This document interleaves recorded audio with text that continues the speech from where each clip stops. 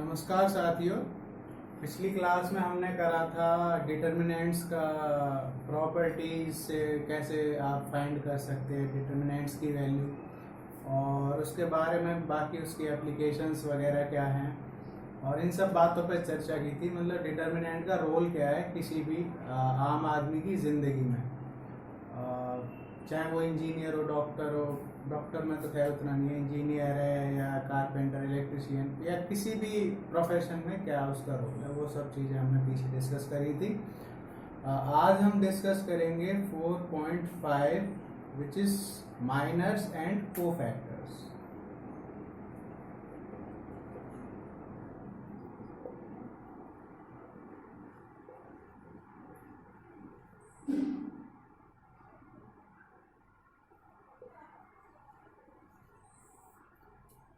तो इसमें देखते हैं। सबसे पहले आपको पता है कि डिटर्मिनेंट जो होता है वो स्क्वायर होना जरूरी है, तभी उसकी वैल्यू फाइंड होगी। जब वो स्क्वायर होता है तो हमने उसको सॉल्व किया। पहले हमने डिटर्मिनेंट देखा और उसको सॉल्व किया हमने एक्सपेंशन से किया एक, और एक किया प्रॉपर्टीज से, दोनों मेथड। और कभी कभी दोनों को मिक्स यूज कर लिया, जब प्रॉपर्टीज से नहीं हो पाया तो एक्सपेंड कर लिया। आज हम ये देखेंगे कि जब हम उसको एक्सपेंड करते थे ना, और उसमें जो है उसकी एक एक पार्ट को जो निकाल के उसका एक तरह से ना बहुत बारीकी से विश्लेषण है। ये टॉपिक अलग से बुक में दिया हुआ है, जबकि ये यूज पहले हो जाता है।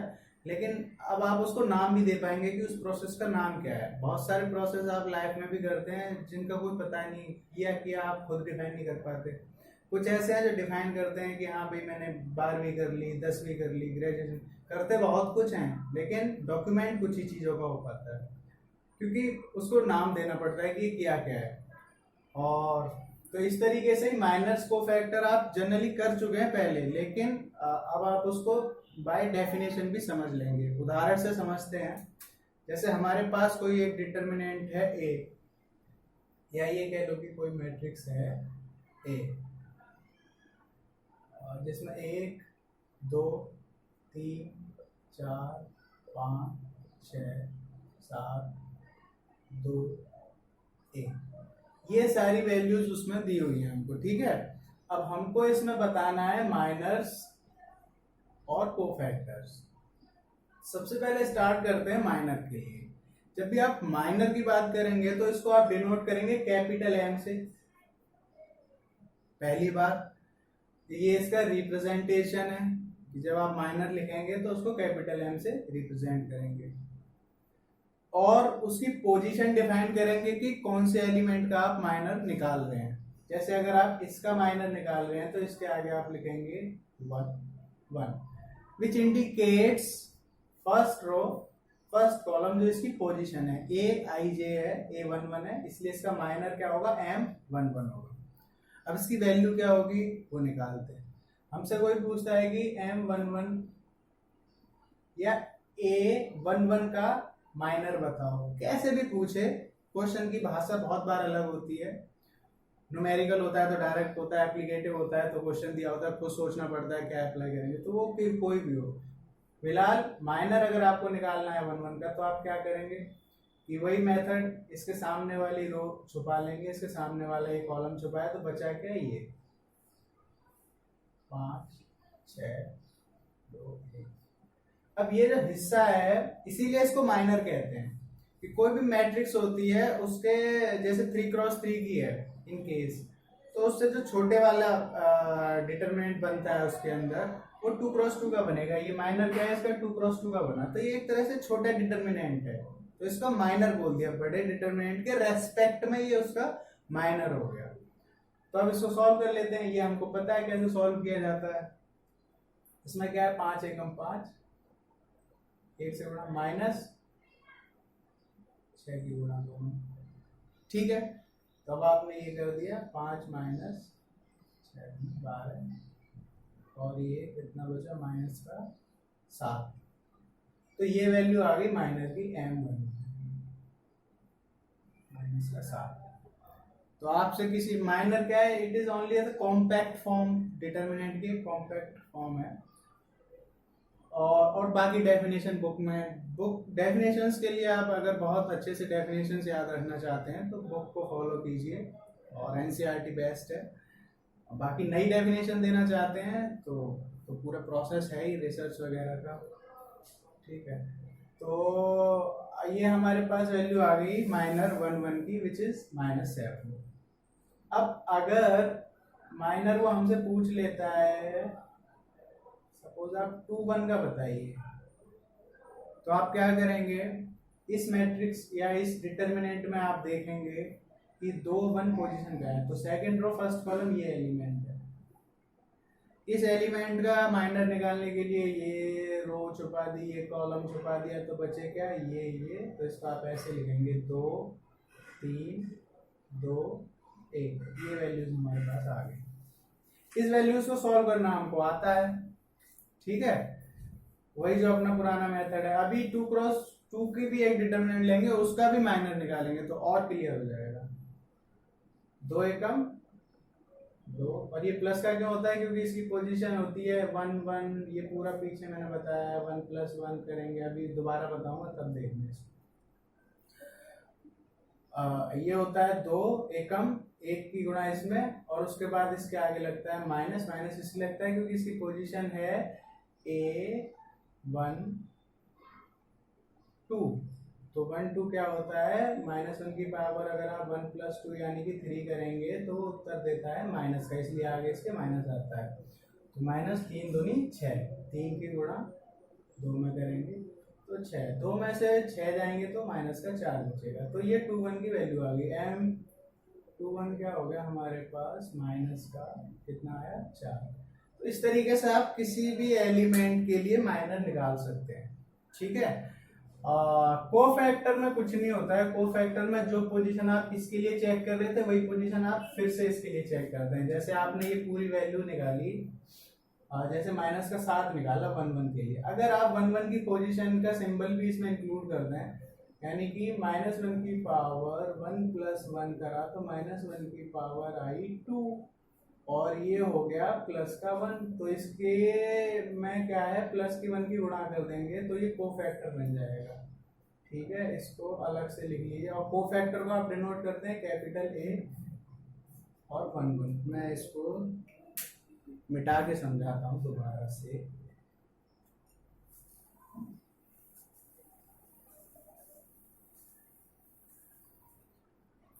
जैसे हमारे पास, फिर से निकाल लेते हैं माइनर M11, हमने क्या निकाला, इसको छुपाया इसको छुपाया, 5 एकम 5 -6 दूनी 12 और फाइनली आ गया -7। ये तो आ गया माइनर। इस तरीके से किसी भी एलिमेंट के लिए आप निकाल सकते हैं। ये नीचे मैंने एक के लिए और निकाला है, आप इसके लिए इसके लिए इसके लिए किसी के लिए भी निकाल सकते हैं। उसके सामने वाली रो कॉलम को छुपा लेंगे, जो बच जाएगा उसको सॉल्व कर देंगे। अब इसको कोफैक्टर का क्या है कि वो कैपिटल A से आप रिप्रेजेंट कर सकते हैं। बुक में ये दिया है कि कैपिटल A से रिप्रेजेंट करेंगे, और अगर आप बुक को फॉलो करते हैं तो इस तरीके से, अगर बुक को फॉलो नहीं करते तो आप जैसे मन आपका हो वैसे आप रिप्रेजेंट कर सकते हैं, कोई मना ही नहीं है। तो A1 1, अब क्योंकि ये 1 1 का ही कोफैक्टर है तो पोजीशन तो वही रहेगी, लेकिन क्योंकि कोफैक्टर है तो ये सिंबल में चेंज आ गया, A1 1 हो गया। इसमें कुछ नहीं है, इसकी पोजीशन आपने निकाली कि -1 की पावर, इसकी पोजीशन क्या है 1 + 1। ये जो भी वैल्यू आएगी इसकी आप जब माइनर में गुणा कर देते हैं, यानी कि माइनस के साथ में कर देते हैं, तो जो आंसर आता है वो कोफैक्टर बन जाता है। जैसे इसको सॉल्व करोगे तो -1 की पावर 2, -1 की पावर 2 का मतलब -1 का स्क्वायर, और -1 का स्क्वायर बराबर होता है +1 के, तो +1 की गुणा करेंगे माइनस के साथ में, तो वो -7 ही उत्तर आएगा। तो इसका कोफैक्टर भी -7 है, माइनर भी -7 है। लेकिन इन केस अगर आप 2 1 की बात करें तो इसमें चेंज आएगा, क्योंकि इसकी पोजीशन के अकॉर्डिंग इसके साइन में चेंज आ रहा है, जो कि मुझे दिख रहा है और आपको भी अभी दिखेगा। जैसे M21 है, ठीक है, M21 के लिए आपने क्या करा, 2 1 ये पोजीशन दी, ये छुपाया 2 एकम 2 3 दूनी 6, ठीक है, 2 में से 6 गए तो -4 आपने लिखा। -4 में आप उसका कोफैक्टर निकालना चाहते हैं तो -1 की पावर 2 + 1 कर दीजिए, और जो माइनर है, डायरेक्ट इसको ऐसे भी लिख देते हैं कभी कभी लोग, M21 ऐसे पोजीशन लगा के, तो ये भी आपको लिखा हुआ मिलेगा कभी कभी, ठीक है। तो -1 का ये सॉल्व करेंगे, -1 की क्यूब, तो उत्तर आता है +1, और तो यहाँ इसकी जगह +1 हो जाएगा, और माइनर की जगह ये -4 है ही हमारे पास ऊपर, उत्तर आ गया, सॉरी ये -1 आएगा, ये -1 हो गया, और ये हो गया +4। इस तरीके से ये आपके पास माइनर और कोफैक्टर्स आप निकाल सकते हैं। अब मैं एक और एग्जांपल ले लेता हूँ, ठीक है, जिसमें माइनर्स और कोफैक्टर आपको और अच्छे से क्लियर हो जाएंगे। 2x2 का भी ले लेता हूँ, एक 3x3 का भी एक मैं ले लेता हूँ, जिसके बाद आप बुक के क्वेश्चंस कर पाएंगे एक्सरसाइज में जो भी गिवन है। सपोज एक डिटर्मिनेंट है ए, ठीक है, 1 2 3 4 ये है हमारे पास, ठीक है। हमसे बोला है कि आप माइनर निकालिए, ई मैं 2 का निकाल लेता हूँ, एक M11 निकाल लेता हूँ, एक M22 निकाल लेता हूँ, ठीक है। तो M11 का मतलब क्या है कि इसके सामने वाली रो छुपाइए, इसके सामने वाली रो और इसके सामने वाला कॉलम, ये आपने छुपा लिया, तो बचा क्या 4, तो कुछ बचा ही नहीं सॉल्व करने को, तो 4 आ गया खाली। अगर इसके अंदर फिर से कोई डिटर्मिनेंट होता तो उसको सॉल्व कर दे, कुछ नहीं बचा तो डायरेक्ट वही वैल्यू आ गई, क्लियर होगी बात। इसके बाद M22 के लिए गए, 22 पोजीशन क्या ये है, तो इसके सामने वाली रो और कॉलम ये छुपा लिया, तो बचा क्या 1, ठीक है। ऐसे ही आपसे अगर M21 निकलवाता है कोई, तो M21 क्या है 3 है, इसके सामने वाली रो कॉलम छुपाया, तो उत्तर आ गया 2, इस तरीके से, ठीक है। अब इन्हीं के कोफैक्टर्स निकाल लें, तो A11 में अगर आप -1 की पावर करके इसकी पोजीशन क्या है 1 + 1 ये कर दें, और इसी के माइनर में इसकी गुणा कर दें, तो आपका आंसर आ जाएगा कोफैक्टर का। -1 का स्क्वायर अगर आप सॉल्व करेंगे तो वो +1 आएगा, कोफैक्टर की वैल्यू 4 है, कुल मिलाकर के +1 × 4 हो जाएगा, और जिससे आपका आंसर आएगा 4, ये आपका आ गया कोफैक्टर। ऐसे इसका अगर आप निकालेंगे तो इसको आप वर्बली भी अब सॉल्व कर सकते हैं कि A22 है, 2 + 2 करेंगे तो वो क्या हो जाएगा 4 हो जाएगा, -1 की पावर E1 है तो +1 दे दिया, तो डायरेक्ट आप उत्तर 1 लिख सकते हैं। ऐसे इसका आप 21 के लिए -2 लिख सकते हैं। तो आप जब स्पीड पकड़ लेते हैं तो माइनस के बाद फटाफट से कोफैक्टर लिखते हैं, तो उसमें टाइम नहीं लगता। तो इस तरीके से माइनस एंड कोफैक्टर्स आप निकालेंगे कोई भी मैट्रिक्स दी हो उसके लिए। एक एग्जांपल और ले लेता हूं मैं, फिर आगे बढ़ता हूं, ठीक है। लास्ट जैसे ए है हमारे पास मैट्रिक्स 1 2 3 0 5 6 7 8 और 2, ठीक है। अब मुझे सपोज माइनर निकालना है 2 2 का, या 2 3 ले लो, इसमें है तो 2 3 ले लो। 2 3 का मतलब क्या हो गया, ये element second row third column, this element, इसको छुपाया, इसके सामने वाली रो को छुपाया, इसके सामने वाले कॉलम को छुपाया, तो बचा क्या 1 2 7 8, ये डिटरमिनेंट बचा, तो आप इसको लिख लो 1 2 7 8। इसको आप सॉल्व करेंगे तो फिर से वही 8 एकम 8 -8 दूनी 14, तो आ गया ये कितना -6 आ गया, ये पुराने वाली वैल्यूज ही है कुछ, तो ये -6 आ गया। इसी का अगर कोफैक्टर निकालना है तो डायरेक्ट देखिए 2 और 3 को मतलब -1 की पावर 5 हो जाएगी, और वो माइनस का आता है तो माइनस गुणा करेंगे तो प्लस का 6 आ जाएगा। इस तरीके से आप आगे के क्वेश्चन प्रोसीड कर सकते हैं, किसी भी एलिमेंट का माइनर और कोफैक्टर बहुत इजीली निकाल सकते हैं। इसके बाद हम चलेंगे 4.6 which is adjoint and inverse, ठीक है। और इसको इसीलिए सिखाया गया है केवल एडजॉइंट निकालने के लिए, क्योंकि एक्सपेंड तो आप पहले ही कर चुके थे डिटर्मिनेंट, लेकिन अब एक नई चीज आपको बताई जा रही है, उसका नाम क्या है एडजॉइंट एंड इनवर्स। 4.6 है ये है एडजॉइंट एंड इनवर्स, ठीक है। अब एडजॉइंट एंड इनवर्स आप पढ़ रहे हैं, आपने सबसे पहले डिटर्मिनेंट देखा, उसको एक्सपेंशन से सॉल्व किया, ठीक है। उसके बाद उसको ऑपरेशंस क्या बोलते हैं उसको, डिटर्मिनेंट में जो आप वो एलिमेंट्री ट्रांसफॉर्मेशन लगा के जो करते हैं उस प्रॉपर्टीज से उसको आपने सॉल्व किया, ठीक है। उसके बाद सॉल्यूशन के मेथड थे वो। उसके बाद आपने ये जो अभी माइनर कोफैक्टर सीखा, ये एडजॉइंट निकालने के लिए सीखा, और एडजॉइंट क्यों निकाला, क्योंकि हमको इनवर्स निकालना होता है। अब आप अगर थोड़ा सा पीछे रोटेट करेंगे अपनी बुक का जो पिछला चैप्टर था, उसमें भी आपको इनवर्स निकालना सिखाया था एलिमेंट्री ट्रांसफॉर्मेशन से। अब आप इनवर्स निकालना सीखेंगे थ्रू डिटर्मिनेंट।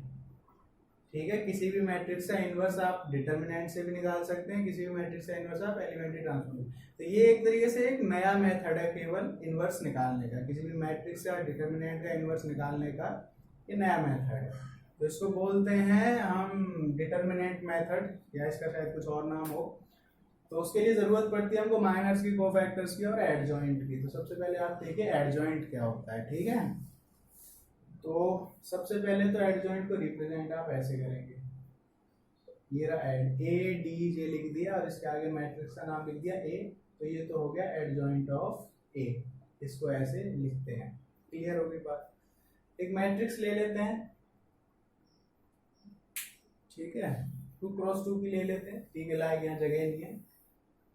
तो एक मैट्रिक्स है हमारे पास अगर ए, जिसके एलिमेंट हैं 1 2 3 4, ठीक है। अब हमसे कह रहा है कि आप इसका एडजॉइंट निकालिए। ठीक है, तो हम यहाँ लिखेंगे एक मैट्रिक्स एडजॉइंट और ए, ये आएगी मैट्रिक्स एडजॉइंट ऑफ ए। ठीक है, इसका मतलब क्या होता है? इसका मतलब ये होता है जब आप इसके पीछे बहुत सारी थ्योरम्स हैं, ठीक है, पीछे बहुत कुछ दिया हुआ है, आप उसको पढ़िए तो आपको समझ में आएगा ये आती कैसे हैं चीजें।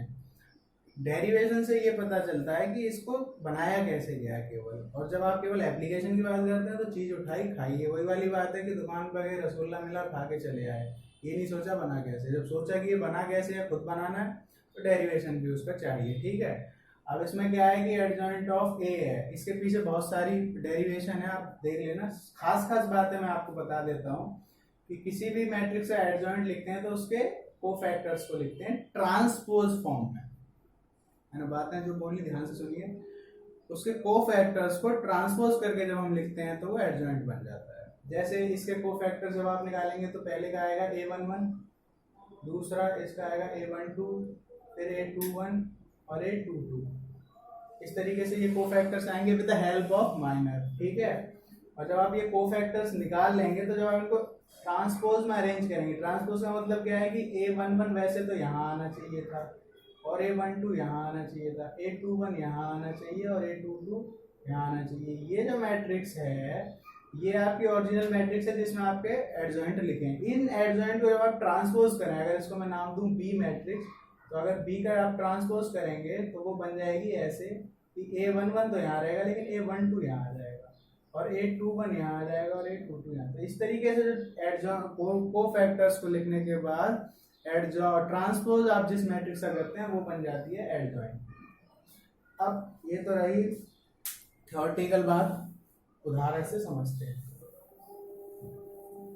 इसमें क्या रहेगा, जैसे सबसे पहले मैं इसके कोफैक्टर्स निकालता हूँ। a11 की वैल्यू बताएंगे अगर आप, तो मैं माइनस माइनस सब इंक्लूड करके चल रहा हूँ, चलो उसको लिख लेते हैं। ये -1 की पावर पहले तो 1 + 1 यानी कि स्क्वायर होगी, उसके बाद अंदर क्या वैल्यू आएगी, क्योंकि आप कोफैक्टर 1 1 का इसके सामने वाली रो छुपाई कॉलम छुपाया तो आंसर आया 4। अब 4 में -1 का स्क्वायर यानी कि +1 तो वो 4 ही रहेगा। a21 निकाल, रो वाइज चलते हैं, a12 निकालते हैं। a12 का मतलब है 2 और इसकी ये भी 1 + 2 बनेगी। ठीक है, और ये 3 आया यहाँ पे तो ये -3 हो जाएगा। उसके बाद a21 आप सॉल्व करेंगे तो -1 की पावर 2 + 1 हो जाएगी और एलिमेंट ये और ये छुपाया तो ये बचेगा 2 और ये हो जाएगा -2 और उसके बाद लास्ट a22 कहाँ लिख दूँ, a22 आप यहाँ निकाल लीजिए जिसमें आप लिखेंगे ये -1 की पावर हो जाएगी 2 + 2 विच इज प्लस का आएगा आंसर और एक ये हो जाएगा 1, क्योंकि आप इसको छुपाएंगे तो हो जाएगा 1, तो यहाँ से आंसर आएगा आपके पास प्लस का 1। तो फाइनली आपके पास आंसर आए a11, a12, a21, a22, ये सब आ गए आपके कोफैक्टर्स। जब आप इस कोफैक्टर्स को मैंने बताया ट्रांसपोज की फॉर्म में, ठीक है, तो एडजॉइंट ऑफ ए बन जाएगा। ट्रांसपोज क्या है, a11 तो यहाँ रहेगा 4 आ गया, a12 कायदे से यहाँ आना चाहिए लेकिन यहाँ आएगा क्योंकि हम ट्रांसपोज में लिख रहे हैं, तो a12 की वैल्यू -3 और a21 जो यहाँ आना चाहिए था वो यहाँ आ जाएगा, ट्रांसपोज हो चुका है मामला, -2 और ये 1 आ गया यहाँ पर। ठीक है, तो ये इस मैट्रिक्स का एडजॉइंट निकल गया। कुछ भी नहीं है, आप पहले चाहे जिस ऑर्डर में उसी में अरेंज कर लीजिए, फिर उसके बाद ट्रांसपोज कर लीजिए, जैसे ये 4a11 है तो 4 यहाँ लिख दो, 1 2 तो माइनस का 3 यहाँ लिख दिया, फिर उसके बाद 2 1 माइनस का 2 यहाँ लिख दिया, उसके बाद 1, इसके बाद इस मैट्रिक्स का ट्रांसपोज कर दिए, डैश है, ठीक है, डैश इसका ट्रांसपोज कर देंगे तो फिर से आपको ये मिल जाएगी। तो चाहे पहले अरेंज करके फिर ट्रांसपोज कर दीजिए, चाहे डायरेक्ट ट्रांसपोज में करिए, वो एडजॉइंट लग जाता है, ठीक है। ये तो रहा आपका एडजॉइंट। अब अगर हम इसी मैट्रिक्स की बात करें तो इसका इन्वर्स निकालने का हमारे पास एक फॉर्मूला है, ठीक है। तो मैं इन सब चीज़ों को लिखा रहने देता हूँ क्योंकि इनकी ज़रूरत पड़ेगी हमको। तो डिटर्मिनेंट एक इन्वर्स का डायरेक्ट फॉर्मूला है, इसका बहुत अच्छा डेरिवेशन है, इसको ज़रूर देखना कि ये आया कैसे, मज़ा आएगा देख के, ठीक है। और इसका फॉर्मूला होता है कि आप इसको इसके डिटर्मिनेंट से डिवाइड कर दीजिए और एडजॉइंट से इसको मल्टीप्लाई कर दीजिए किसी भी मैट्रिक्स को, तो वो उसका इन्वर्स निकाल देंगे। ये इजी फॉर्मूला लगता है ट्रांसफॉर्मेशन के मुकाबले, जो आप R1 R2 R3 में करके निकालते थे पूरा इन्वर्स, उसके मुकाबले इजी लगता है क्योंकि थोड़ा न्यूमेरिकल है इसलिए। तो क्या हो गया इसमें, इसका डिटर्मिनेंट निकालना है। डिटर्मिनेंट में तो कुछ नहीं है, आप 4 एकम 4 माइनस 3 दूनी 6 और ये हो गया माइनस का 2, ये आ गया इसका determinant of A. Determinant of A की वैल्यू यहाँ पुट कीजिए माइनस का 2, और एडजॉइंट ऑफ ए की पूरी वैल्यू पुट कर दीजिए 4 माइनस का 2 माइनस का 3 और 1 शायद एक ही, और उसके बाद इसके अंदर भाग कर देंगे तो ये हो जाएगा माइनस का 2, ये हो जाएगा प्लस का 1, ये हो जाएगा प्लस का 3/2 और ये हो जाएगा माइनस का, और ये आ गया ए इनवर्स। तो ये जो मैट्रिक्स है इसका डायरेक्ट आपने ए इनवर्स निकाल दिया। कैसे निकाला, एडजॉइंट और डिटर्मिनेंट से। तो डिटर्मिनेंट सॉल्व करना आ गया, एडजॉइंट आ गया, तो 3x3 में भी ऐसे ही होगा, उसका भी आप इनवर्स ऐसे ही निकालेंगे। मैं एक एग्जांपल और ले लेता हूँ, 3x3 के लायक तो इसमें जगह नहीं है तो आप सीख जाएंगे, 2x2 का ही ले लेता हूँ और फिर उसके बाद हम अपनी क्लास को खत्म करेंगे, जिसमें हमने सीखा आज माइनस कोफैक्टर्स और उसके बाद क्या चल रहा है, इनवर्स एडजॉइंट। ए मैट्रिक्स है, सपोज ए मैट्रिक्स है 2 3 4 और 1, ठीक है, 2 3 4 और 1। तो सबसे पहले आप इसके वो निकालेंगे, A11 निकालिए, ठीक है। A11 अब ये दिमाग में भी रख सकते हैं कि ये even नंबर आएगा तो आंसर पॉजिटिव आएगा, तो डायरेक्ट 1 लिख दीजिए। A21 या 1 2 ये माइनस का लिखना है, तो ये पोजीशन है 1 2 की, ये और ये छुपाया तो बचा माइनस का 4। फिर A21 लिखेंगे तो 21 का मतलब ये और ये छुपाया तो ये 3, और क्योंकि ये माइनस का आएगा तो ये माइनस का 3, और ये A22 हमने लिया तो ये आ गया 1, और ये छुपाया 2। अब -1 की पावर 4 करेंगे तो प्लस का 1 आएगा, तो ये ऐसे क्या था 2 रहेगा। कुछ नहीं है, इसको डायरेक्ट मैंने एडजॉइंट ऑफ ए यहाँ लिखा और इनको ट्रांसपोज के फॉर्म में अरेंज कर दिया। A11 यहाँ ले लिया, A12 यहाँ ले लिया -4, A21 वहाँ चला गया -3 और A22 आ गया 2, ये निकल गया एडजॉइंट। अब आप इसका डिटर्मिनेंट निकाल लीजिए। डिटर्मिनेंट में क्या हो गया, अगली लाइन में डिटर्मिनेंट निकाल लीजिए। डिटर्मिनेंट ऑफ ए हो जाएगा 2 एकम 2 माइनस 4 3 12 यानी कि माइनस का 10, और ये 0 के बराबर नहीं होना चाहिए। अगर 0 के बराबर है तो inverse can not be exist, ये कंडीशन होती है। अगर किसी भी मैट्रिक्स का डिटर्मिनेंट 0 है तो इसका मतलब उसका इनवर्स नहीं निकलेगा, ठीक है। अभी -10 हो गया, डायरेक्ट ए इनवर्स निकाल दीजिए। आपको पता है इनवर्स का फॉर्मूला क्या होता है, 1 determinant of A into adjoint of A, and which is 1 -10, और इसकी मैट्रिक्स में मल्टीप्लाई 1 -3 -4 और 2 अंदर जाके भाग हो जाएगा, तो ये शायद कुछ ऐसे दिखेगा -1/10 और प्लस का 3/10 और 4/10 सिंप्लीफाई हो जाएगा, ये 2/5 हो जाएगा, और ये हो जाएगा 1/-5। तो अगर कहीं कैलकुलेशन मिस्टेक नहीं है तो आपका आंसर ये डायरेक्ट ए इनवर्स मिल जाएगा। तो इस तरीके से आपने देखा कि डिटर्मिनेंट का कोफैक्टर माइनर वो केवल छोटी टर्म है, जो गोल है वो इनवर्स निकालने का है।